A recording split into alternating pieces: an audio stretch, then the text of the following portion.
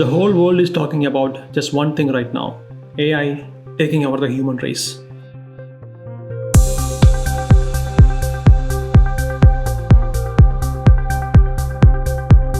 Experts think that the irresponsible advancement of AI would take mankind to a point of singularity or a point of no return. What keeps you up at night around this issue of AI?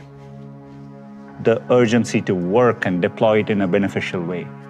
But at the same time, it can be very harmful if deployed wrongly. And we don't have all the answers there yet, and the technology is moving fast. So the White House, as the White House is holding their first meeting about AI, I think Sundar Pichai of Alphabet arriving now, and the administration taking pains once again to tell executives that the AI products need to be safe before they are released. It's a danger to the public. And so when you have things that are a danger to the public,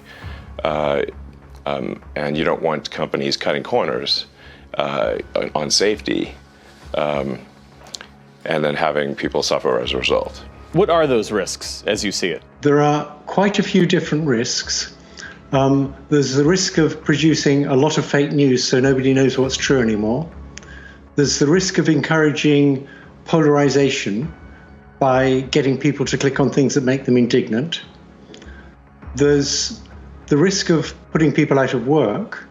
That it should be that when we make things more productive, when we greatly increase productivity, it helps everybody. But there's the worry that it might just help the rich. While the whole world fights about the topic, here is what I feel about it.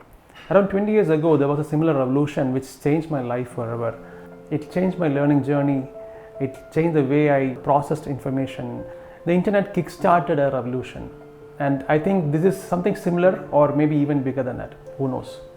I alluded in my opening remarks to the jobs issue, the economic effects on employment.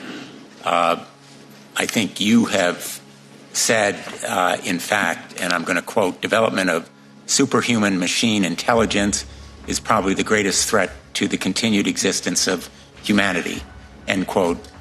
You may have had in mind the effect on jobs, which is really my biggest nightmare in the long term. Let me ask you what your biggest nightmare is and whether you share that concern. I believe that there will be far greater jobs on the other side of this, and that the jobs of today will get better. I think it's important. First of all, I think it's important to understand and think about GPT-4 as a tool, not a creature, which is easy to get confused, and it's a tool that people have a great deal of control over and how they use it. And second, GPT-4 and other systems like it, are good at doing tasks, not jobs. And so you see already people that are using GPT-4 to do their job much more efficiently by helping them with tasks. Now, GPT-4 will, I think, entirely automate away some jobs, and it will create new ones that we believe will be much better. This happens. Again, my understanding of the history of technology is one long technological revolution, not a bunch of different ones put together. But this has been continually happening. As our quality of life raises and as machines and tools that we create can help us live better lives, the bar raises for what we do, and our human ability and what we spend our time going after goes after more ambitious, more satisfying projects. So there will be an impact on jobs. We try to be very clear about that, and I think it will require partnership between the industry and government, but mostly action by government to figure out how we want to mitigate that. But I'm very optimistic about how great the jobs of the future will be.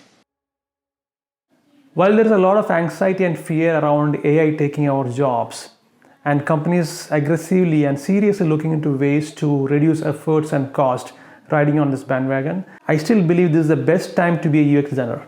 And this is why. Although I'm not a visionary or a leader or anything like that, here is a golden nugget for all my fellow designers out there. Treat AI tools like little genies with incredible power at your disposal. They can execute tasks with lightning speed and precision. They can only grant your wishes. So you have to be very careful what you ask for. So use them wisely. Identify time-consuming tasks, revamp your workflow, and focus on the right tools to get your job done. Free yourself from tactical work and reserve more time for the creative and impactful magic that only you as a designer can do. Everything else will be fine. Just make sure you keep learning and you focus on adding value to your organization, team, product, or whatever project you are working on. And that's all you have to do. Happy learning. Bye-bye.